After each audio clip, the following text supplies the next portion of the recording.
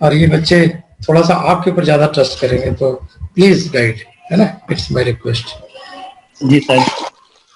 तो स्टार्टिंग तो पहले हमें माइंड को, हाँ हेलो, हाँ जी, हाँ जी, आवाज आ रही है। गुड हाँ गुड बेटा मॉर्निंग बोलो। Sir, Anjali from this side.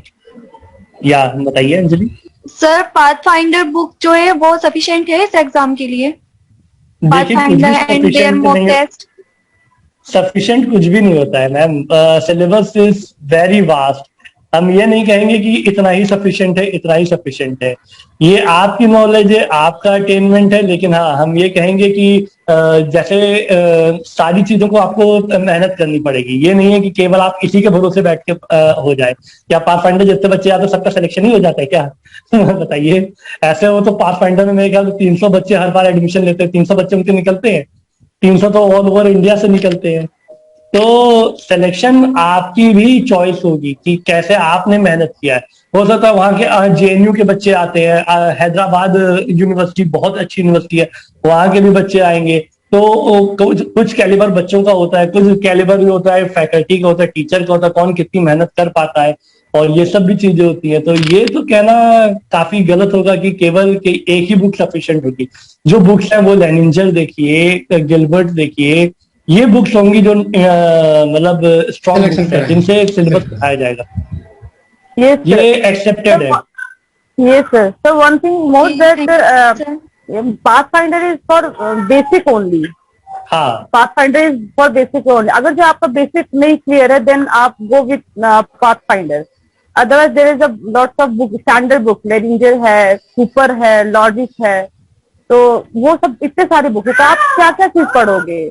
तो इस वजह से जो है ऐसे में टीचर जो है एज अ इंजाइन काम कर रहे हैं। तो इंजाइन क्या करते हैं कि हमारे जो टाइमिंग है उसको कम कर दे रहे हैं और रेट ऑफ रिएक्शन को बढ़ा देते हैं। हाँ एग्जैक्टली।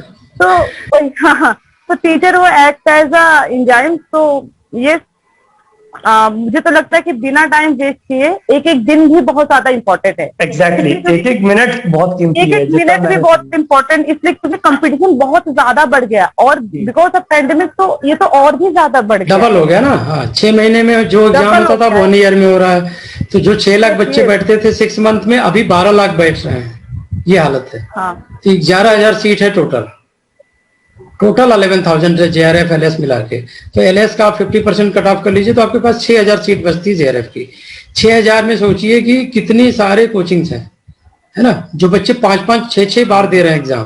पहले तो उनका नंबर लगेगा, फिर जो फर्स्ट टाइम अटेम्प्ट कर रहे हैं वो कितना अपना एफर्ट लगा पाते हैं उस पे, इसके बाद फिर वो चीज आएगी। उनमें से भी कई आईआईटी के होते हैं, कई बीएचयू जेएनयू जो अच्छी यूनिवर्सिटी होती है, वहां से भी बच्चे जल्दी सिलेक्शन लेंगे पहले। बिल्कुल। और कुछ होते हैं जिनका बैकग्राउंड ही होता है, जिनके मतलब पेरेंट्स ही होते हैं साइंटिस्ट होते हैं, तो उनको दिन रात उसी में इन्वॉल्व रहते हैं। तो वहां से भी आपको लड़ना होगा। तो आपको तो जैसे अभी तो एक बेसिक से भी नीचे है, अभी बहुत पुरानी लिखी गई है। वही मैं कह रहा था कि अभी टीचर का एक्सपीरियंस तो हर साल हो रहा है। बच्चे तो जैसे प्रांशु ने क्वालिफाई किया, सुदीप्ता ने, अभिषेक टॉपर था, तो उस टाइम का पैटर्न अलग था। अभी आफरीन ने जो पैटर्न देखा वो बिल्कुल सरप्राइजिंग था। 98 परसेंटाइल कभी नहीं गया था। Pranshu tell me. Yes sir. क्या इतना गया था परसेंटाइल कभी भी? नो सर, इतना पहले कभी नहीं गया था। रिकॉर्ड टूट गया 98 परसेंटाइल। और मैक्सिमम जितनी भी फेमस कोचिंग थी उनके तो बच्चों का सिलेक्शन ही नहीं हुआ, पूरी साफ हो गई पूरी कोचिंग, क्योंकि उन्होंने फार्मूला बेस स्टडी करे। हमने इसीलिए वो सारे पैटर्न छोड़ दिए। हम कोई फार्मूला नहीं लगाते, हम सिर्फ स्टैंडर्ड बुक पढ़ाते हैं और एडवांस लेवल पे स्टार्टिंग फ्रॉम द बेसिक्स। तो ये कि अगर किसी बेसिक भी कमजोर है, आपका वीक है, तो वो भी कवर हो जाए। और मॉक टेस्ट का पैटर्न लेवल 3 में है हमारा, वो लेवल 1, लेवल 2, लेवल 3। लेवल 1-2 में अगर आपने 90% नहीं अचीव किया तो लेवल 2 को फिर से देना पड़ेगा, फिर लेवल 3 में आएगा आपका, तो वो एडवांस होती है। तो एक्चुअली हम कंटिन्यूस ट्यून अप हैं CSIR के साथ, तो हम अपने बच्चों को लेटेस्ट चीजें देते हैं। अगर आप थोड़ा पैसे बचा के फिर फेलोशिप लेना चाहते हो तो वो भूल जाओ। फेलोशिप की अमाउंट भी 35,000 है, SPM की 45,000 है, ठीक है ना। तो SPM फेलोशिप का टारगेट करोगे तो JRF निकलेगा। तो उसके लिए बेटा एक एक सेकंड बहुत इंपॉर्टेंट है। हाँ प्रांशु। और फेलोशिप सेल्फ रिस्पेक्ट के लिए बहुत इंपॉर्टेंट होती है। वरना प्रोजेक्ट से कई बच्चे रिजाइन करते हैं और कई लोगों को पता होता है कि प्रोजेक्ट में कितना परेशान कर दिया जाता है। तो अगर निकाल आपको दिया जाता अच्छे से है। पीएचडी करनी, हाँ, बिल्कुल। यस सर, कभी भी निकाल आपने मतलब रिजल्ट दिया, डेटा दिया है ना, पर आप वहां के स्टूडेंट ऑफिशियली नहीं है, क्योंकि project is like somewhat nothing. तो हाँ। उन्होंने डेटा लिखा, उसके बाद मेरे पास बहुत सारे एग्जांपल्स है। तो उन्होंने डेटा, आपका पेपर में नाम ही नहीं दिया, आपको हर्ट हुआ, उन्होंने कहा जाओ छोड़ के जाओ, निकाल देते, उल्टा ही आप पे ही ब्लेम कर देंगे। अब हाँ। आप किसी उसके पास भी नहीं जा सकते, डायरेक्टर के पास, वो तो कहेगा तुम्हें को नहीं आता होगा। जहां पर एग्जाम निकला तो लॉबी होती है प्रेशर एक्चुअल में। होता है। तुमने बड़ा अच्छा पॉइंट उठाया। एक्चुअल में मैं बता दूं, तुम लोग को पता नहीं होगा, तुम लोग को लगता होगा कि खाली सीएसआईआर एक बहुत बड़ा जॉब है और निकल जाएगा तो काम हो जाएगा। नहीं, बहुत बड़ी लॉबी होती है, ठीक है ना। हर लैब में एक लॉबी होती है, तो वहां तो पहले आपको घुसने नहीं देंगे अगर आपको जेआरएफ नहीं है, ठीक है ना। सबके स्टूडेंट फिक्स हैं। अगर एक प्रोजेक्ट सपोज उनके पास है तो उनके पास 10 स्टूडेंट की सिफारिश होती है, मिनिस्टर से लेके पता नहीं किस लेवल की। तो आप अपना साइंटिस्ट लेवल अगर कैलिबर इस टाइम पे नहीं बढ़ाते हो, अच्छे से तैयारी नहीं करते हो, अर्लियर में सिलेक्शन नहीं लेते हो, बहुत ज्यादा गैप हो जाता है एमएससी और पीएचडी के बीच में, फिर आप ये फील्ड बेटर है कि छोड़ दो, आपके लिए नहीं है। एनी अदर क्वेश्चन बेटा? सर जी यस सर लाइक जैसे कोई भी फ्रेशर फर्स्ट अटेम्प्ट से पहले ऑब्वियसली, बिकॉज इससे पहले हमने अटेम्प्ट किया नहीं है, और क्योंकि अभी जैसे आप लोगों ने मेंशन करा कि एग्जाम का पैटर्न चेंज हो गया है, तो अगर एक सेल्फ स्टडी के बेसिस पे अगर कोई अपना फर्स्ट अटेम्प्ट देना चाहता है, तो अपने लाइक प्रेपरेशन का तो scale, even if we prepare a lot, we at the end we feel कि हमने कुछ पढ़ा नहीं है या प्रिपेयर हुआ नहीं है। तो इन केस अगर हम प्लान करते हैं कि हम बूस्ट अप करके एक बार प्रेपरेशन या अटेम्प्ट डालना चाहते हैं, तो क्योंकि मोस्ट ऑफ द टाइम जैसे जो सब्जेक्ट्स हैं वो मोर ओवर मेमोरी बेस्ड होते हैं। फॉर एग्जाम्पल अगर हम बायो केमिस्ट्री नहीं, जो सी सेक्शन होता, लग रहा है आपने पेपर अभी देखा नहीं है। आपका पॉइंट शायद अगर ये है कि सेल्फ स्टडी से दे सकते हो, तो मैं अग्री करता हूँ। हाँ, सेल्फ स्टडी अगर आप में इतना आपको लगता है कि आप सेल्फ स्टडी इस लेवल की कर सकते हो, तो आपको करनी चाहिए, एक अटेम्प्ट ले सकते हैं आप। लेकिन मॉक टेस्ट जरूर लीजिए, क्योंकि मॉक टेस्ट आपको दिखाएगा कि आप औरों के साथ कहाँ पर है।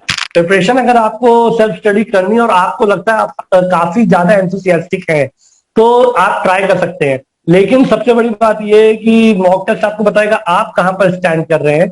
और दूसरी बात जो मैं बताना चाह रहा था, हाँ, आप क्या पूछ रहे थे? यस सर, तो जैसे कुछ सेक्शंस होते हैं ना, जैसे सी सेक्शन जो होता है, मैं आपको बताऊं, सी सेक्शन जो होता है वो पता है, वो उसमें आधे से ज्यादा क्वेश्चन जो है उसी पेपर में ही छुपे होते हैं, आंसर्स क्वेश्चन में ही। तो वो पूरी तरह 99% टाइम्स जो होता है सी सेक्शन अप्रोचेबल होता है, कि वो समझने वाला चीज होता है, उसको रेक्टिफिकेशन नहीं होगा। बी सेक्शन होगा सम वॉट अब तक आपको याद करके पास आउट करा सकता है, पर जो सी सेक्शन होगा उसमें क्वेश्चन डायरेक्ट कभी नहीं पूछे जाएंगे, उसमें वो कॉन्सेप्चुअल होते हैं हमेशा। सी सेक्शन के कॉन्सेप्ट को समझना बहुत जरूरी होता है। अगर आपको लगता है कि आपकी अंडरस्टैंडिंग इतनी ज्यादा अच्छी है, आप बहुत अच्छे इंस्टीट्यूट से आए जहां से आपको सब कुछ पता है, तो फिर आप एक, जैसे अभी हम पूछ लें डीएनए और आरएनए में फर्क क्या है, तो आप बताइए। अच्छा चलिए एक क्वेश्चन पूछते हैं, डीएनए और आरएनए में बेसिक डिफरेंस क्या है? सर यूरासिल और थायमीन का, सिर्फ थायमीन का? मतलब आपका पॉइंट गलत नहीं है, वो बेस पेयर मतलब वो उससे, in the case of RNA जो थायमीन बेस पेयर है वो यूरासिल से वो रिप्लेस हो जाता है। ठीक है, 1 पॉइंट। अनदर? राइबोसोम्स सिर्फ आरएनए को रीड करेंगे? नहीं, मेरा क्वेश्चन ये है कि वाई जेनेटिक मटेरियल हमारा डीएनए आरएनए क्यों नहीं है? भाई हमने कहा ना डीएनए और आरएनए के बीच का डिफरेंस क्या है। तो अगर आपके पास अंडरस्टैंडिंग होती तो आपका आंसर आता 2 prime hydroxyl position. 2 prime hydroxyl position ये क्रक्स है, इसी से सारे आंसर निकलेंगे कि आरएनए के पास क्या होता है, 2 प्राइम हाइड्रोक्सिल ग्रुप होता है, पर डीएनए के पास नहीं होता, इसीलिए डीऑक्सी बोलते हैं। किस पे डीऑक्सी? टू प्राइम पोजीशन पे ऑक्सीजन नहीं है, इसीलिए डीऑक्सी, विदाउट ऑक्सीजन। इस वजह से जो होता है, oxygen is highly nucleophilic, highly reactive species होती है, तो न्यूक्लियोफिलिक अटैक होगा, उससे क्या होगा कि जो है आरएनए जो होता है इसीलिए अनस्टेबल होता है, क्योंकि टू प्राइम हाइड्रोक्सिल ग्रुप भी होता है उसके पास सेकेंड पोजिशन पे, इसीलिए वो हाईली अनस्टेबल होता है। जबकि डीएनए के पास वो टू प्राइम हाइड्रोक्सिल ग्रुप नहीं होता है, तो इसीलिए वो डीएनए स्टेबल होता है। तो जेनेटिक मटेरियल एक स्पीशीज से दूसरी स्पीशीज में जाने के लिए हमारे पास जो जेनेटिक इंफॉर्मेशन है वो तो स्टेबल होना चाहिए ना। इसीलिए डीएनए और आरएनए के बीच का पहला डिफरेंस तो यही होना चाहिए कि टू प्राइम हाइड्रोक्सिल ग्रुप। ठीक है, थाइमिन और यूरेसिल की जो पॉइंट आपने उठाया वो सही, तो यूरेसिल तो उसमें भी हो सकता था, यूरेसिल इसमें भी हो सकता था, तो अच्छा यूरेसिल को डीएनए में क्यों नहीं रख दिया गया? Why it is in only RNA? Why? ये अप्रोच, अब मैं आंसर बताता हूँ, ये अप्रोच यही मेरे को जो पता वो यही है कि जब साइटोसिन का डीएमिनेशन होता है तो वो यूरेसिल बन जाता है, और अगर ऐसा ही होता रहा तो जब हमारा रिपेयर मैकेनिज्म है वो ये नहीं पता लगा पाएगा कि डीएमिनेटेड यूरेसिल कौन सा है और एक्चुअल साइटोसिन कौन सा है। तो ठीक किसको करेंगे, फर्स्ट पेरेंट स्ट्रैंड को या डॉटर स्ट्रैंड को? क्योंकि पेरेंट स्ट्रैंड और डॉटर स्ट्रैंड पहचाने का कैसे? उसके पास कोई मशीन तो है नहीं कि पेरेंट स्ट्रैंड को पहचाने, डॉटर स्ट्रैंड को पहचान ले। तो अगर हमें रिपेयर मैकेनिज्म को ठीक करना है तो उसने कहा कि भैया ऐसा है, यूरेसिल जो डीएनए उसमें यूरेसिल का झंझट ही खत्म कर दो। तो अगर वहां पे यूरेसिल मिला वो समझ जाएगा कि हाँ इट इज साइटोसिन जो डीएमिनेट होकर यूरेसिल बन गया, इसको वापस ठीक करेगा। तो इसी ये पॉइंट होते हैं, ये एप्लीकेशन होते हैं, ये सब्जेक्ट के एप्लीकेशन है, ये रट्टाफिकेशन नहीं है। तो जो सी सेक्शन होगा 100 नंबर का 25 क्वेश्चन, हर क्वेश्चन 4 नंबर के, और ये 100 नंबर आप 120 नंबर का कट ऑफ है, 100 नंबर केवल सी सेक्शन दे रहा है बच्चे। तो जो सी सेक्शन है वो अंडरस्टैंडिंग कॉन्सेप्चुअल बेसिस पे है। तो कॉन्सेप्ट को स्टैब्लिश करना यहाँ पे मुझे लगता है कि रिक्वायरमेंट होती है। इंटरव्यूज में कॉन्सेप्चुअल क्वेश्चन पूछे जाएंगे मुझसे, आईआईटीज में यही क्वेश्चन पूछे गए, सिंपल बेसिक क्वेश्चन, बहुत फंडामेंटल क्वेश्चन, बहुत ऊंचे क्वेश्चन कभी नहीं पूछे जाएंगे। कि डीएनए और आरएनए में फर्क क्या है? सबसे पहले बताओ कि जेनेटिक मटेरियल हमारा क्या है? आपका सीना फूल गया है, ये तो सबसे सिंपल है। DNA, why not RNA, why not protein? हमारी बॉडी पूरी प्रोटीन से बनी हुई है, सब कुछ प्रोटीन से बने हैं, तो why not protein is not a genetic material. Why RNA कुछ में है ना, रेट्रोवायरस में है, पर हमारे में नहीं है। तो इसका आंसर जब आपको कॉन्सेप्ट पता होगा तब आप सी सेक्शन भी उठा पाएंगे, तब आप इंटरव्यूज भी उठा पाएंगे, वरना फिर इंटरव्यूज और सी सेक्शन में थोड़ी सी दिक्कत आएगी। मैं नहीं कहता हूं कि नहीं होगा, पर दिक्कत होगी। तो गुरु का काम यही होता है कि दिक्कतों को सॉल्व करना, इजी कर देना आपके लिए, वरना करने को तो बिना कोचिंग के सिविल सर्विसेज भी निकलते हैं, बिना कोचिंग के अब्दुल कलाम भी बन सकते हैं, सब कुछ हो सकता है। मैं नहीं कह रहा हूं नहीं हो सकता है, पर जो रास्ता सुगम कर दे वो होता है गुरु। तो वो जो है उसके लिए मैं कह रहा हूँ कि पॉसिबल, आपकी बात जस्टिफाइड है कि बिना प्रिपरेशन।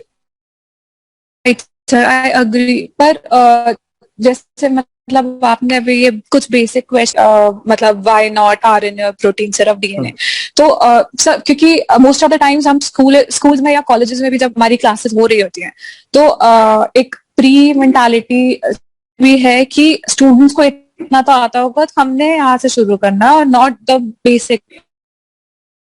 ये ऐसे जो बेसिक्स जो आप कह रहे हैं कि इंटरव्यूज में मेंशन किए जाते हैं वो स्किप हो जाता है, तो सर आप कोई ऐसा तरीका सजेस्ट एडवांस के क्वेश्चंस, मतलब लोग discussion is the key, discussion पढ़ाएंगे। यस सर, जैसे क्योंकि क्लासेस जिन्होंने बैचलर्स पास आउट किया है और वो अभी अपने मास्टर्स वाले कॉलेजेस में है, पर ना उन्होंने कभी अपना कॉलेज देखा, ना प्रोफेसर से बात करी, प्रोफेसर्स को भी नहीं पता कि उनके स्टूडेंट्स का बेसिक कैसा है या फिर उनका बैकग्राउंड क्या था, तो वो सबको को एक इक्वली ट्रीट करते हुए फ्रॉम अ पर्टिकुलर स्टेप वो आगे लेके चले जाते हैं, तो उतना डिस्कशन का ना टाइम मिल पाता है ना कुछ और तरीका। और ऐसा भी नहीं है कि सर किसी बुक में बिल्कुल ऐसे बेसिक मेंशन्ड होंगे, तो आप क्या सजेस्ट करेंगे कि कैसे प्रिपेयर किया जाए इसके लिए? इसके लिए तो यही है कि आपको वो एनवायरनमेंट बनाना पड़ेगा, और एनवायरनमेंट के लिए सर अगर क्लास लाइन दे रहे हैं आपको, अगर और कोई भी ऑप्शन मिलता है तो मोस्ट वेलकम, लेकिन मुझे लगता है यहाँ पे सर पढ़ाते थे, हम लोग बीच बीच में क्लास के बीच में इंटरप्ट करके पूछ लेते हैं, सर इंडिविजुअली हेल्प भी कर देते हैं, बता भी देते हैं। एक ऐसा गाइड, एक ऐसा फ्रेंड होना चाहिए जो हमें जब भी चाहे जरूरत पड़े वो हमको बता देगी, सर ये समझ में नहीं आ रहा, ये ऐसा क्यों, ये ऐसा क्यों नहीं है। तो वहां पे जाके एक ऐसा फ्रेंड की तरह कोई आके बता दे, तो वो चीज तो ऑब्वियसली बेटर है। आपके पॉइंट से बिल्कुल अग्री करता हूँ, वो यहाँ पे मुझे लगता है मिल रही है थोड़ी बहुत। Sir let me clear out that sir का जो क्लासेस होता है वो बहुत ज्यादा इंटरेक्टिव होता है। True, sir exactly. बहुत ज्यादा मतलब बहुत ही ज्यादा इंटरेक्टिव होता है। एक ही टॉपिक को जब तक क्लियर नहीं होता वो आगे बढ़ते ही नहीं सर, तो बहुत ज्यादा इंटरेक्टिव होता है।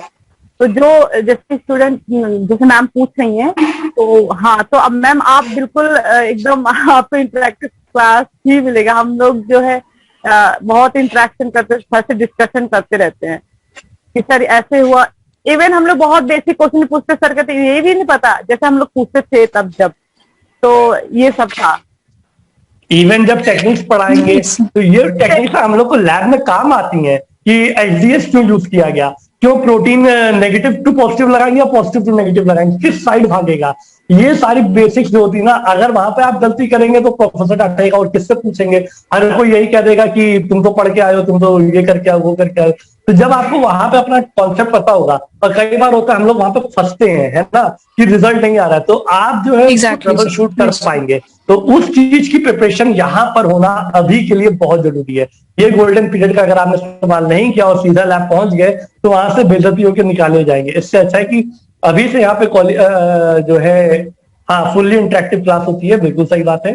तो अच्छा, ये सजेशन था, हाँ, तो बिल्कुल सही बात। इसीलिए मैं कह रहा हूँ कि हाँ, सेल्फ स्टडी के अलावा अगर आप ये भी पढ़ाई यहाँ पे ज्वाइन करते हैं तो आपको वो इंटरेक्शन मिलेगा जिससे आपको फंडामेंटल क्लियर होगा। फंडामेंटल इंटरव्यूज में भी काम आएगा, C section of the return भी काम आएगा, और जब आप ट्रबल शूट करेंगे, अपने एक्सपेरिमेंट के बीच में फंसेंगे, तब भी वहां पर बहुत काम आएगा। ये उसी की प्रिपरेशन आपको समझना पड़ेगा, ये केवल फंडामेंटल लाइफ टाइम काम आएगी। केवल CSIR क्वालिफाई नहीं करना है, हमें आगे भी जाना है, आगे भी कैरियर है इसी के बेस पे। ये तो सिर्फ छोटा सा कंपटीशन है, अभी इंटरव्यू फेस करने हैं। पीएचडी में इतने 3 लेवल के इंटरव्यूज होते हैं। एक डेमो लेक्चर का मैंने आपको शेयर किया चैट बॉक्स में, तो आप देख सकते हैं कि किस तरह से हम लोग डिस्कस करते हैं। आप देखेंगे कि हर पॉइंट पे डिस्कशन होता है, बहुत अच्छे से डिस्कशन होता है। तो डिस्कशन का ये एम है कि हम कोचिंग नहीं है, हम पूरा सपोर्ट सिस्टम है, ठीक है ना, कि हम अपने बच्चों को साइंटिस्ट बना पाए, ये हमारा एक्चुअल में लक्ष्य है। तो इसी वजह से जो भी 1, 2 बच्चे, 4 बच्चे, 10 बच्चे जो भी पढ़ पाते हैं, तो वो सारे की हिम्मत नहीं होती है मेरे से पढ़ने की ये भी एक ट्रू है, जो बहुत लकी होगा वो शायद मेरे से पढ़ेगा, वो अपॉर्चुनिटी मिलेगी। तो वो not only for the success, for life time success, for trouble shooting in the lab to resolving everything. और आप बिल्कुल प्रोफेसर की तरह बोलोगे, एक बार आपको कॉन्सेप्ट क्लियर हो गया, आपको कोई भी चीज बल्कि नहीं लगेगी, कोई भी प्रॉब्लमेटिक नहीं लगेगी, है ना प्रांशु? Yes sir, exactly. और उसके आगे के भी कैरियर के लिए सपोर्ट मिलता है, तो एक निश्चिंता होती है कि हमारे साथ सर है, कोई भी दिक्कत आएगी तो हमारे पास कोई तो है जिसके पास हम अप्रोच करेंगे। यहाँ पे ना लाइफ टाइम में जब आप फंसते तो यही डर लगता है यार किसके पास जाए, क्योंकि लैब मेट होंगे, ऐसा लगता है कि कहीं परेशान ना करें, वो तो आपको कहीं अपना कंप्यूटर ना समझे। अक्सर एनवायरनमेंट अच्छा, मतलब हो सकता है एनवायरनमेंट अच्छा मिले, पर प्रिपेयर फॉर द वर्स्ट, है ना। एक्सपेक्टेशन हमेशा खराब की रखिए, ताकि अच्छा मिले तो अच्छा मिल गया तो वेल एंड गुड है, कोई दिक्कत ही नहीं है। लेकिन मान लिया आपकी लैब का एनवायरनमेंट, और 90% इंडिया में लैब का एनवायरनमेंट अच्छा नहीं होता है, एक आगे बढ़ेगा तो दूसरा कहेगा अच्छा मेरा रिजल्ट नहीं आ रहा है, इसका आ रहा है, तो प्रॉब्लम करना चाहेगा। तो ऐसे में आप ट्रबल शूट करें। यस सर, हम तो लैब में हैं तो एहसास है, आपको एक्सपीरियंस है सर, आपको पता ही होगा कि कितनी प्रॉब्लम फेस करते हैं। तो अगर आपके पास इंडिपेंडेंट नॉलेज है तो लोग, यस सर, तो लोग पीएचडी कराई आपके पास आएंगे पूछने। हाँ, एमफिल कराई, और मैं बताऊं कि मैंने जब पीएचडी करी थी, मेरी जो पीएचडी 5 साल में होनी थी वो 7 साल में हुई। क्यों? क्योंकि गाइड अप्रूवल ही नहीं करता, आपका रिजल्ट कैसे आया, नहीं ये ठीक नहीं है, फिर से रिपीट करो, आपकी बेसिक्स नहीं स्ट्रांग है। मतलब आपकी इतनी टांग खिंचाई होगी ना कि मतलब आप पूछो ही मत, आपको लगेगा सुसाइड ही कर ले। हर साल ये दिमाग में आता था यार बेकार है अब आप सुसाइड कर यस लो। सर, बिल्कुल सही जी सर। सुबह शाम Yes, तक sir. जीना मुश्किल होता था और कोई सपोर्ट नहीं देता था आपको, कोई भी सपोर्ट नहीं देने को तैयार होता था। इवन कलीग भी, रिसर्च स्कॉलर भी, टीचर से तो आप बात ही नहीं कर सकते, और सब में फेमस हो जाता था कि इसको कुछ नहीं आता है, या इसको Yes, sir. बहुत ही प्रॉब्लम है, या ये मेंटल है सबके बारे में फेमस हो जाता है। That's the kind Yes, of sir. जू, जैसे चिड़ियाघर होता है ना, वैसे आप ट्रैप हो जाते हो एक लैब में जहां आपको कोई सपोर्ट सिस्टम नहीं होता है। Any other question? Somnath, Raksha? Sir एक बार पीएचडी कंप्लीट करने के बाद की जर्नी के बारे में आप बता सकते हैं क्या? सर आप बताइए। हाँ, पीएचडी क्या पूछा, फिर से रिपीट करो क्वेश्चन। सर अगर मतलब एग्जाम क्लियर करने के बाद किसी ने पीएचडी में एडमिशन ले लिया और उसकी थीसिस डिफेंड होने के बाद पीएचडी डिग्री के बाद लाइफ में क्या ऑप्शंस अपॉर्चुनिटीज हैं उसके बारे देखो, में? PhD is everything. PhD decide, quality of PhD decides कि आपका करियर क्या होगा। जैसे अभी प्रांशुक में बोल रहा था कि कम से कम 5 इम्पैक्ट फैक्टर के तुम्हारे रिसर्च पेपर होने चाहिए, ठीक है ना। अगर 5 इम्पैक्ट फैक्टर का क्वेश्चन पेपर, आपके रिसर्च पेपर पब्लिकेशन हुए कम से कम 5, फिर आपको अब्रॉड की अपॉर्चुनिटी मिल पाएगी, ठीक है ना। अब्रॉड में आजकल, पहले होता था कि पीएचडी कर लो and you will get the lectureship, अब वो ऑप्शन बंद हो चुके हैं। अब मोस्ट ऑफ द यूनिवर्सिटी क्या डिमांड कर रहे हैं? Post doc fellowship. Post doc fellowship मतलब आपके अच्छे पब्लिकेशन हो, अच्छा रिजल्ट हो, आपका एक अच्छी आइडेंटिटी बनती है लैब से, ठीक है ना। और आपका गाइड ही सब कुछ होता है। गाइड ने अगर आपको डम्ब समझ लिया कि आप तो बेकार हो, कुछ कर नहीं पाते हो, कभी भी वो आपको हायर लेवल पे प्रेफरेंस नहीं करेगा। और मैं बता दूं, आप किसी भी जॉब के लिए जाओगे, लैब में जाओगे, वर्क करने के लिए जाओगे, सीधा आपके बारे में आपसे नहीं पूछा जाएगा, आपके गाइड से पूछा जाएगा कि कैसा बच्चा है। तो आपकी ये फाउंडेशन जो है ना, मैक्सिमम बच्चे ये गलती करते हैं, फाउंडेशन में पाथफाइंडर में चले जाते हैं, इसके बाद आउट ऑफ द पाथ चले जाते हैं, और किसी तरह सिलेक्शन हो भी गया तो पीएचडी में नहीं होगा। क्योंकि पीएचडी में अच्छी पीएचडी कहाँ मिलेगी? आईआईटी बंगलोर मिलेगी, टीआईएफआर मिलेगी, आईआईटी कानपुर मिलेगी, आईआईटी बीएचयू मिलेगी, और ये सब में सिलेक्शन होना नहीं है अगर आपकी बेसिक्स में बिल्कुल प्रॉब्लम है तो। 3 लेवल की वहां पे होती है, एक सीट होती है तो कम से कम 25 को सिलेक्ट करते हैं वो, इसके बाद रिजेक्ट करते करते एक बच्चे को सिलेक्ट करते हैं। इतना टफ कंपटीशन है। आपको हर राउंड में कुछ भी पूछेंगे, आपको बिल्कुल प्रोफेसर की तरह बोलना आना चाहिए, फिर आपका पीएचडी में सिलेक्शन होगा। तो पीएचडी में ही प्रॉब्लम है, पहले तो लैब में एंट्री, ये समझ लो कि सीएसआर जेआरएफ निकाल के बहुत सारे लोगों का एक्सपायर करने की डेट आ गई है और उनकी अभी तक ज्वाइनिंग नहीं हुई है एज ए पीएचडी। जी सर। क्यों Pranshu, am I right? Yes sir, yes sir, true sir. और इवन मेरे अंडर में, जिस वजह से, हाँ, मेरे में 7 पीएचडी पोजीशन है। हुआ है। हाँ, बताओ। मेरा आईआईटी मद्रास में भी सिलेक्शन हुआ, मेरा और भी जगहों पे आईआईटी रुड़की से कॉल लेटर आया हुआ है। लेकिन चीज ये कि कोविड केस की वजह से मैं गया नहीं। लेकिन अगर मैं वहां पे रिटर्न भी हुआ, इंटरव्यूज भी हुए, अगर मैं वहां तक पहुंच पाया तो इसीलिए क्योंकि फंडामेंटल्स क्लियर थे। तो मैं जहां पर हूँ पीजीआई में, I am very good satisfied. पर यहाँ तक की जो सीट्स होती है, आईआईटी मद्रास, आईआईटी रुड़की, इनकी सीट्स पाने का जो रीजन था वो यही था क्योंकि फंडामेंटल्स मेरे पास है। और अगर मैं अब जाऊंगा तो मेरा जो 2 साल का यहाँ का टेन्योर है वो वेस्ट हो जाएगा। तो मैं 0 से वापस स्टार्ट नहीं करना चाह रहा हूँ। ऑलरेडी मैंने एक्सीडेंट में 2 साल वेस्ट कर दिए, तो एज भी एक फैक्टर रहती है। तो इसीलिए मतलब मॉरल ऑफ स्टोरी यही कि फंडामेंटल्स आपको हमेशा साथ देंगे।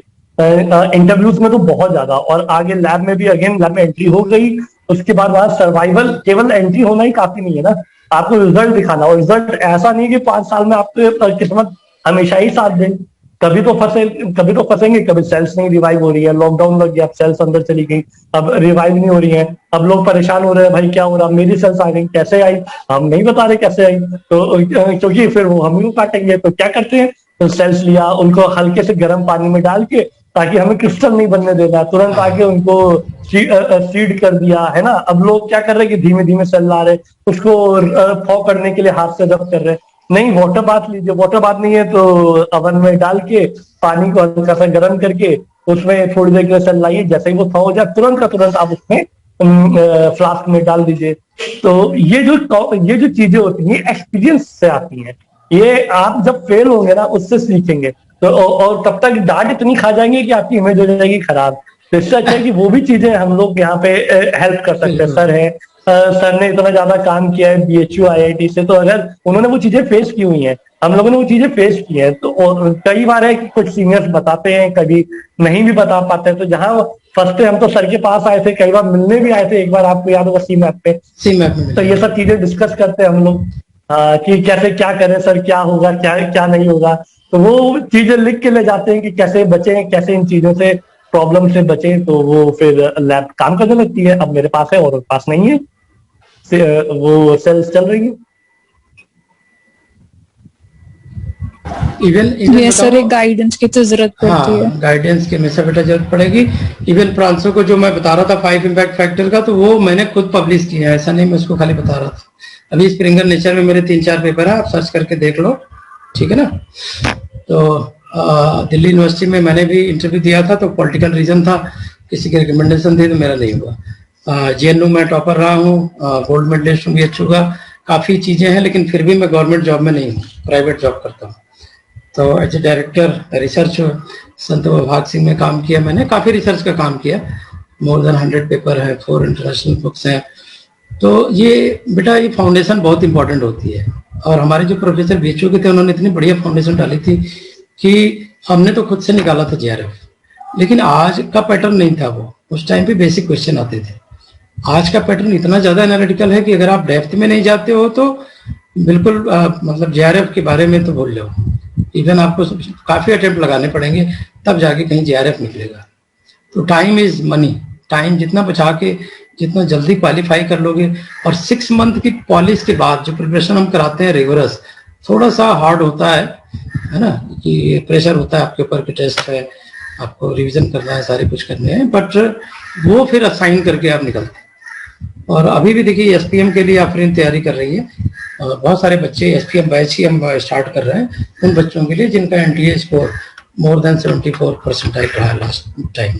उनको एक थोड़ा सा क्विक चाहिए, जो हमें पता है कि क्या देने से उनका SPM फेलोशिप हो जाएगी, जो कि टॉप 10 CSIR के रैंकर को मिलती है। Any other question?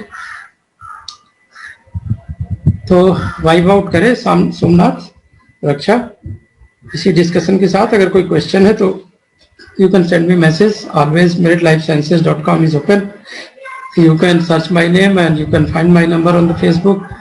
And from tomorrow we are starting for a class for enrolled students. तो अगर आपको भी enroll करना होगा तो you can discuss, you can personally discuss with me. I can share through my WhatsApp number. There is no issue. Always my research platform is open for you. Right? Okay. Okay, sir. Yes, Okay. thank you, sir. Thank you, Pranshu. Thank you, Afreen. Thank you all the participants. And I hope Thank you, this sir. discussion Thank you, will change your Thank you, life. sir. Okay. Thank you, sir. Thank you. Thank you, sir.